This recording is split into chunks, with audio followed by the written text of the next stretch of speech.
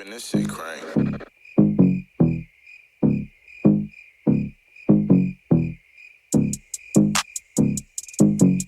Yeah, hey, fuck your fellas, we don't care though. FYF, too official like a ref.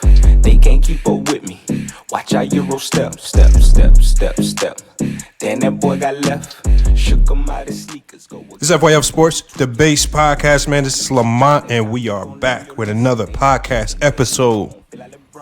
And I feel like today we got a great episode for you guys. You know, as we always indicate, as we always talk about, we try to touch on topics from a very unique perspective, and then really touch and hint on topics that not a lot of sports shows are really getting at. Again, this is your daily commute show. I mean, the goal of this show is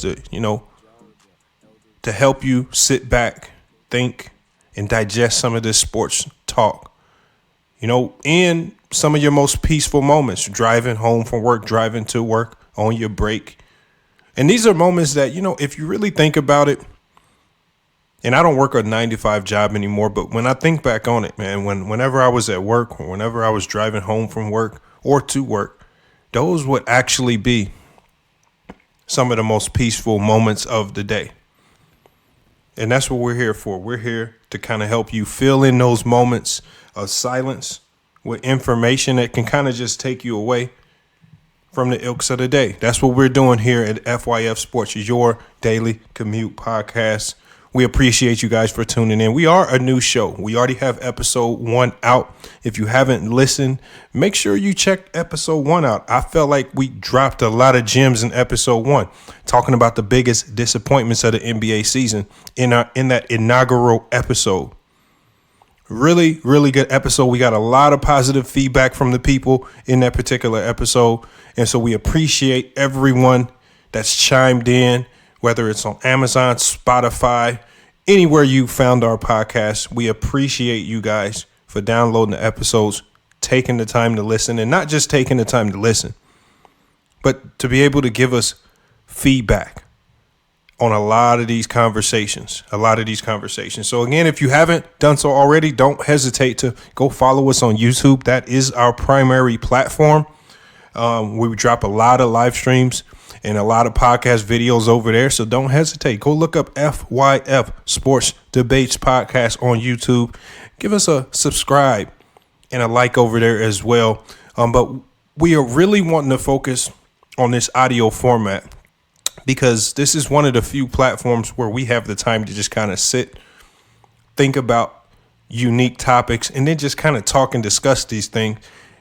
Almost a discussion with ourselves on topics that we've just been thinking about a lot here at FYF Sports. You know, some people, a lot of people, and I know this is a new podcast, and I've answered this over on the YouTube platform already, but a lot of people ask, okay, why are there two faces, but we only hear one voice? Two faces on the logo, but only one voice. And that is a quick story that we can go ahead and tell you guys right now. Obviously, when we started FYF Sports Debates Podcast, there were two of us, two hosts. One is actually one of my very good friends out in Indiana, and this was for the YouTube side of things.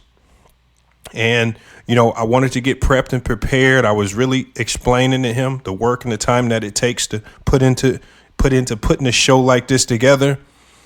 And ultimately, after all the graphics and everything was made and complete, he kind of bailed on me and left me hanging. And, to get all the graphics and, get everything edited in and out, to get that changed at the last minute was just too expensive. So we just left it as it was. So the logo is what it is. All right. He's still a good friend of mine, so I don't mind leaving him on there. And that's why it's just me. So, hopefully we can get guests on the show. That's going to be another goal, to bring guests in. So it's not just me talking. We can give other people in here to give insights. Also, like I said earlier, opening the panel up so that everybody can kind of chime in and give their thoughts on all these conversations that we're having right here. But we'll go ahead and get into the meat and bones of the show today. The meat and bones of the show today. And today's show topic is Major League Baseball. Is baseball a dying sport, or is it as strong as ever? I believe the sport of baseball is dying. Right? Similar to our sentiments with the WNBA. I think Major League Baseball has a flawed marketing perspective. And I think they're still pushing their products to the older generation of fans as opposed to trying to sell its best selling points to the younger generation of fans, which those are ultimately the fans that are going to make the product fruitful in the future. Right? When you we pulled up some data on this. And the data that we pulled up on Major League Baseball, it says, while viewership is up compared to the 2020 season, Major League Baseball has seen an average of a 12% fall when compared to 2021. So they're losing viewership with regards to just the television numbers. But then there was another statistic that really kind of struck a chord with me and really made me think. And it says that the average age of baseball fans is 57 years old. That's much older than any of the other major sports, with the NBA being the youngest at 37. And baseball's fans are getting older year by year. It says back in 2006, the average baseball fan, at least the average age, was 52. So it's getting older and older as we go. That can potentially be a problem in the next 20 years. You know, with Americans, mortality rate, let's say at between 75 and 80, baseball needs to come up with a much better marketing strategy that's going to engage its younger fan base, if there is even a younger fan base out there for them to galvanize. And again, just like the WNBA, when is baseball going to recognize this and then begin to act on it? Right? Some say Americans' national pastime is slowly and sadly fading from the limelight into the twilight of a fast-paced, multicultural, technology-driven society. And others contend that, you know, things like summer basketball, soccer, spring football, even extreme sports, and then when you can even go as far as esports with the gaming, have all combined to mitigate baseball's influence.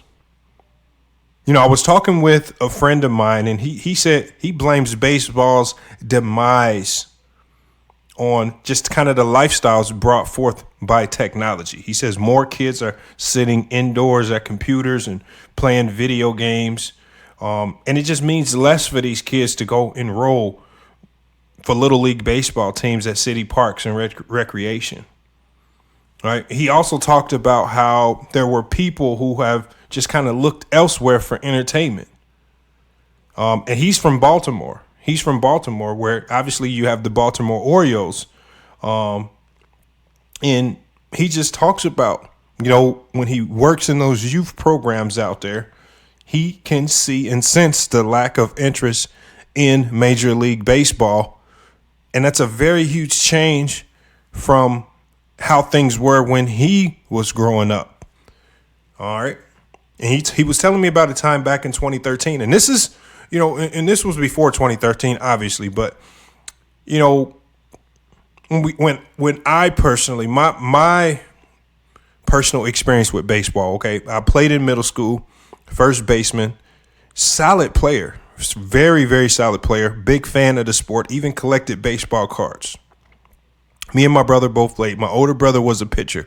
We both went on to play the sport both in high school as well. Now, obviously in high school, this is when you really have to decide and pick a sport. We both chose basketball over baseball, and it wasn't necessarily because of interest. We were just better basketball players, but we both were humongous fans of baseball. And I always think back to the time during the steroid era. I remember specifically tuning in to TBS to watch players like Barry Bonds and Mark McGwire chase home run records, even Sammy Sosa. I remember tuning in to watch Roger Clemens pitch because you knew these players were going to show up and perform. These sports were, at that particular time, were getting marketed to the youth. As a youth, I'm seeing these commercials. I'm seeing these home run battles. Made me want to be a great home run hitter myself. Made me want to mimic these players. And then what happens? Then that entire era, right? This entire era then becomes scrutinized under one of the harshest microscopes that I've ever seen. When we talk about Barry Bonds, Roger Clemens, Mark McGwire, Sammy Sosa, and a lot of other players that made that era of baseball exciting, they all became the steroid era figureheads, examples of what happens when your career is tainted with suspected or proven use of performance-enhancing drugs. Now, I don't want to get into the rights or the wrongs of the steroid use, or if you believe a player did use it or didn't use it. I honestly don't care, because I truly believe that there are a lot of players out there using things that are just simply undetectable. And it's too hard to keep track of who is actually using and who isn't using. I can kind of compare it to committing crimes. It's all about who gets caught. Right? But now they've kind of put these players to the wayside because they want to use the MLB Hall of Fame as some type of exclusive club that you can only get into if a certain body of people vote you in.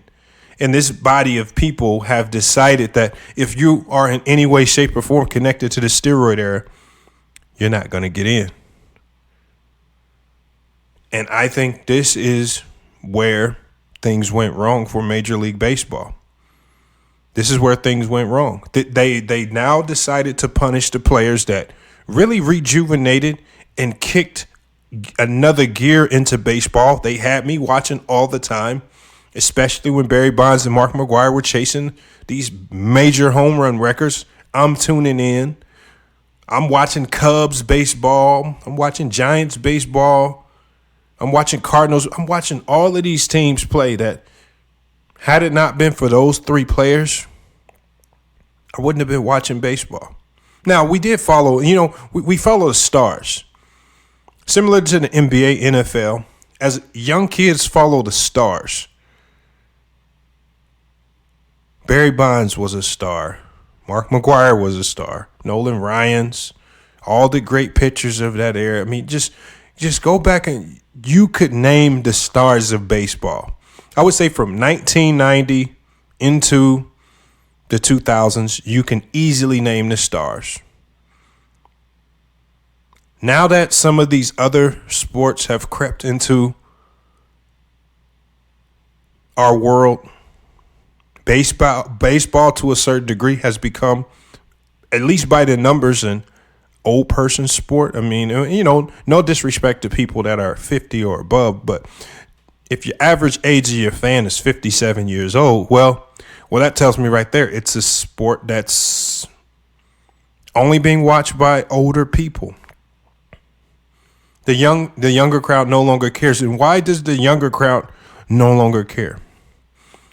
Similar to the WNBA, I believe that baseball has forgotten to promote its biggest stars.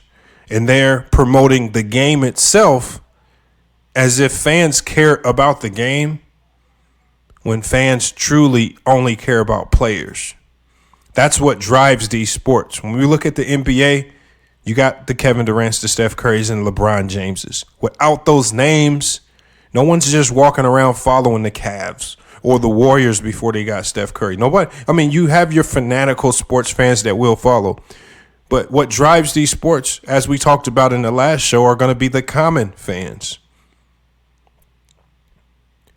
Major League Baseball is forgetting to market and promote their biggest assets. And right now, I would struggle to tell you guys the top 3 baseball players in Major League Baseball right now. And it's not because I don't care about the sport. I mean, I love looking at the highlights. When I see them go across the screen on ESPN, I love watching those highlights. I love rewatching them, you know. But the thing is, I don't know anybody. They're saying names. They're saying this player's doing this. This young player's next up. This guy just got a big contract.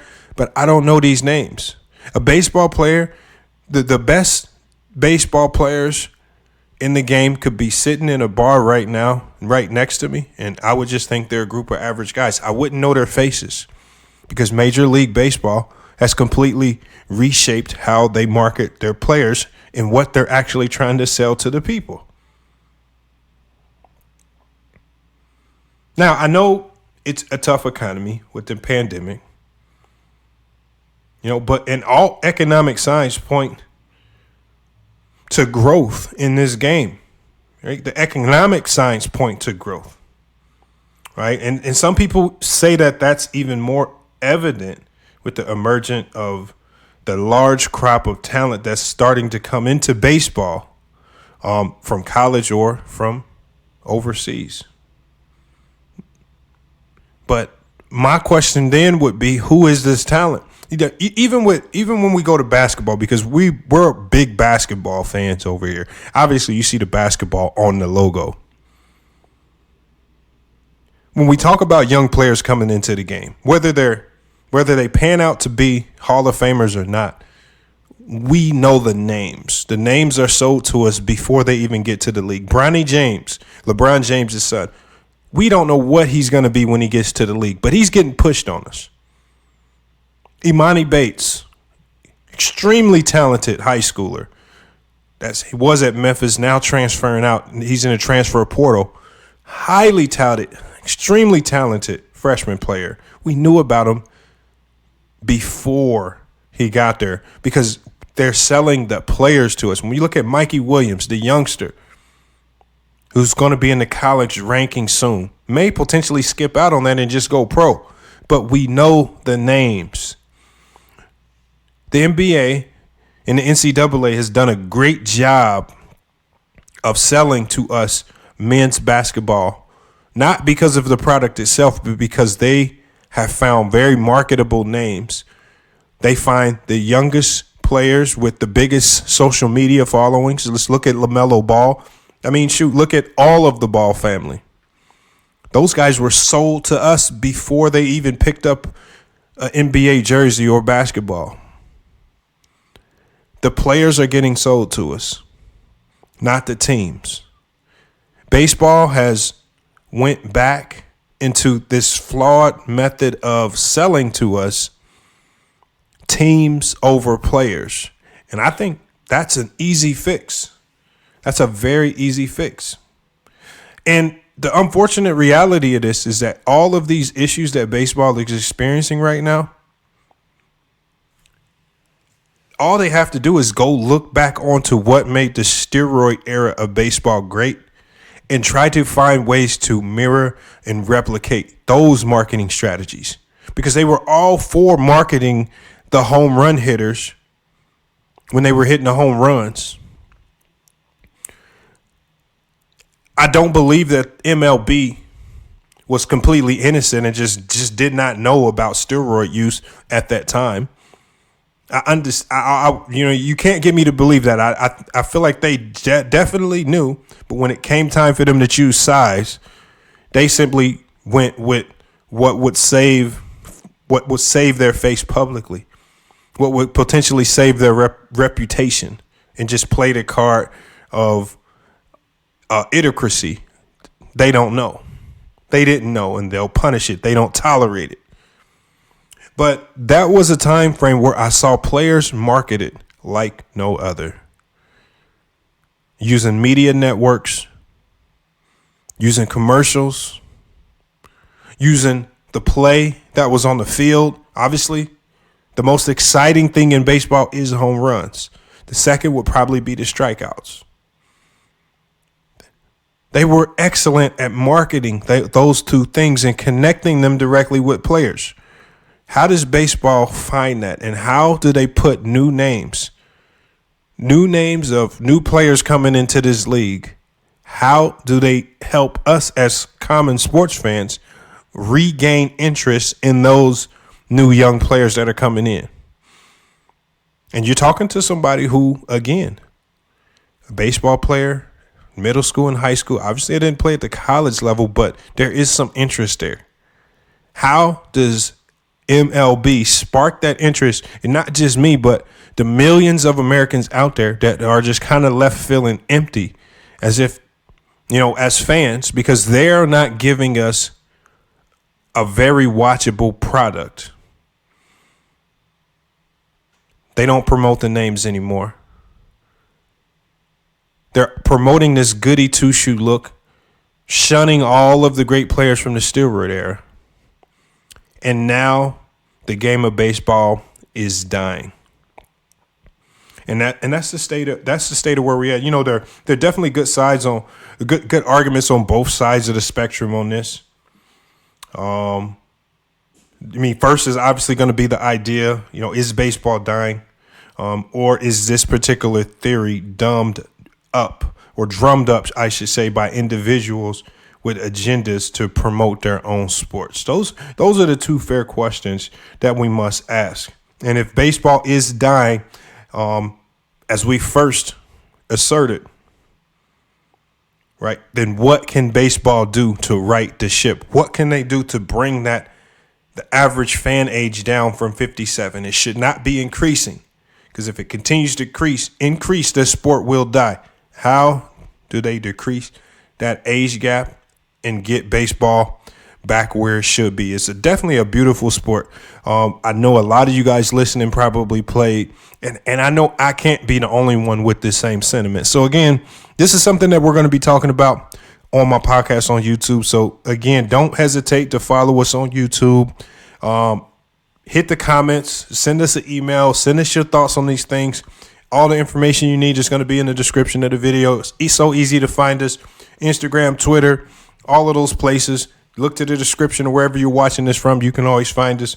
But again, we try to bring topics that make you think for 20 to 30 minutes. And you know what? It might not be the most popular opinion. We don't even profess to be 1,000% right on everything we say, but these are just our most genuine thoughts on these topics.